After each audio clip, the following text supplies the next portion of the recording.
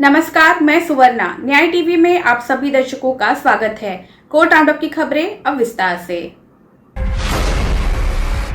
एक वैवाहिक विवाद में सुप्रीम कोर्ट ने अलग हुई पत्नी द्वारा अपनाए गए इस रुख को अस्वीकार कर दिया कि उसे पेश किए गए वैकल्पिक आवास में उसके वैवाहिक घर के समान विलासिता होनी चाहिए जहां वो अपने पति के साथ रहती थी। अदालत ने वैवाहिक घर में रहने की अनुमति मांगने वाली उसकी याचिका को भी ये देखते हुए खारिज कर दिया कि पक्षों के बीच संबंध इतने तनावपूर्ण हैं कि अगर उन्हें उक्त घर में रहने की अनुमति दी जाती है तो इससे आगे आपराधिक कार्यवाही के अलावा और कुछ नहीं होगा।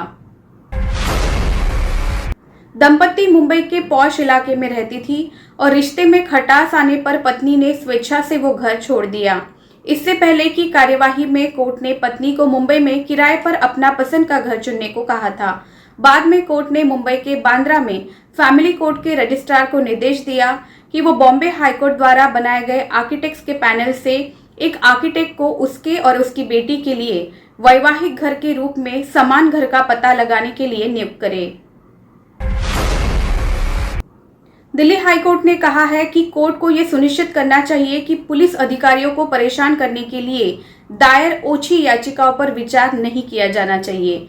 जस्टिस सुब्रमण्यम प्रसाद ने कहा, देश के प्रत्येक नागरिक को सुरक्षा प्रदान करना राज्य का कर्तव्य है, लेकिन साथ ही इस न्यायालय को यह सुनिश्चित करना चाहिए कि ओछी याचिकाएं जो केवल जांच में हस्तक्षेप करने और पुलिस अधिकारियों को परेशान करने के लिए दायर की जाती है, उन पर सुनवाई नहीं होनी चाहिए।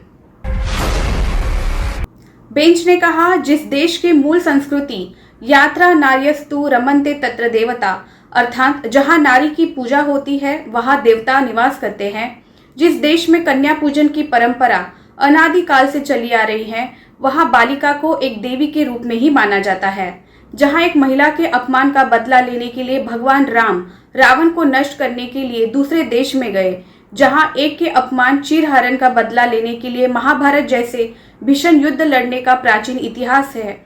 महिला के साथ उस देश में इस तरह के पशु व्यवहार, 4 साल की बच्ची पर यौन हमला निश्चित रूप से समाज के लिए चिंता का विषय है और इस तरह के व्यवहार को रोकने और अच्छे मूल्यों को विकसित करने के लिए किशोरों में महिलाओं के प्रति सम्मान के लिए अपने समाज में जागरूकता लानी होगी। बिहार कोर्ट ने हाल ही में नाबालिगों में महिलाओं के प्रति सम्मान, अच्छे मूल्यों, संस्कार की आवश्यकता पर जोर देते हुए 24 घंटे के भीतर 4 साल की बच्ची के साथ यौन उत्पीड़न सेक्सुअल असॉल्ट मामले में नाबालिग आरोपी को दोषी ठहराया। Nalanda juvenile justice board JJB के प्रधान न्यायाधीश मानवेंद्र मिश्रा और उषा कुमारी सदस्य ने भारतीय दंड संहिता की धारा 377 अप्राकृतिक यौन संबंध और यौन अपराधों से बच्चों के संरक्षण पोक्सो अधिनियम की धारा 4 के तहत अपराधों के लिए 14 वर्षीय नाबालिग को दोषी ठहराया। इलाहाबाद हाईकोर्ट ने कहा कि ये उचित समय है कि सरकारें स्वतंत्रता सेनानियों के आश्रितों को रियायतें प्रदान करने पर फिर से विचार करें और इस बात की जांच करें कि क्या ऐसी सुविधाओं को आगे भी जारी रखने की अनुमति देना वांछनीय है। न्यायमूर्ति अश्विनी कुमार मिश्रा और न्यायमूर्ति विक्रम डी चौहान की खंडपीठ ने इस बात पर भी जोर दिया कि रोजगार और अन्य लाभों में आरक्षण प्रदान करके स्वतंत्रता सेनानियों के परिवार के सदस्यों को दिए गए लाभों को हमेशा के लिए जारी नहीं रखा जाना चाहिए और न ही इसके विशेषाधिकारों का दावा किया जाना चाहिए।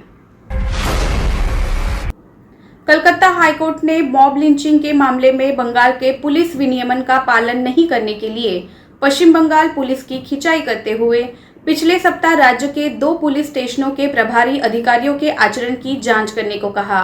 न्यायमूर्ति राजशेखर मंथा की खंडपीठ ने ये आदेश शिवपुर और शेक्सपियर सरानी पुलिस थानों की ओर से युड़ी अप्राकृतिक मौत का मामला दर्ज नहीं करने या मॉब लिंचिंग मामले की जांच करने में चूक के बाद जारी किया। अदालत सितंबर 2018 में हुई एक दुर्भाग्यपूर्ण घटना के संबंध में एफआईआर दर्ज करने की मांग करने वाली एक याचिका पर विचार कर रही थी। यहां शिवपुर पुलिस स्टेशन के अधिकार क्षेत्र में एक लड़के की कथित रूप से भीड़ द्वारा पीट कर हत्या कर दी गई थी। कोर्ट ने मामले के रिकॉर्ड का हवाला देते हुए कहा कि लड़का शराब के नशे में एक वाहन चला रहा था। वाहन में एक हूटर और सिग्नल लाइट थी।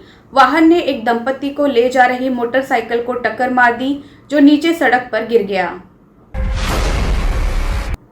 क्या आरोपी और पीड़िता के बीच हुए समझौते के आधार पर पॉक्सो के मामलों को रद्द किया जा सकता है? सुप्रीम कोर्ट ने केरल हाईकोर्ट के उस फैसले के खिलाफ दायर एक विशेष अनुमति याचिका एसएलपी पर नोटिस जारी किया है, जिसमें ये मुद्दा उठाया गया था। इस मामले में आरोपी पीड़िता का शिक्षक था। उसके खिलाफ ये आरोप था कि उसने उसके गालों को छुआ और उसके माथे पर चुमा था। शिकायत के बाद यौन अपराधों से बच्चों के संरक्षण पॉक्सो अधिनियम 2012 की धारा 9F और 10 के तहत दंडनीय अपराधों के लिए एक केस दर्ज किया गया था। हाईकोर्ट के समक्ष पीड़िता ने एक हलफनामा दायर किया कि उसने आरोपी के साथ पूरे विवाद को सुलझा लिया है और आरोपी के खिलाफ लंबित आपराधिक कार्यवाही को रद्द करने पर उसे कोई आपत्ति नहीं है। इसे रिकॉर्ड करते हुए केरल हाईकोर्ट ने आपराधिक कार्यवाही को रद्द कर दिया।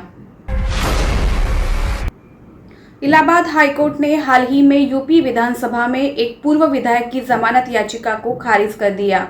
उक्त पूर्व विधायक को निचली अदालत ने लॉकअप में एक व्यक्ति पर हमला करने के लिए दोषी ठहराया था।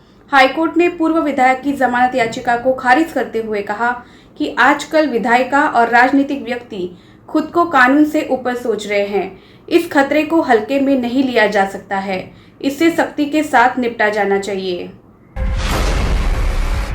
फिलहाल बस इतना ही। अन्य खबरों के लिए जुड़े रहिए न्याय टीवी के साथ। नमस्कार।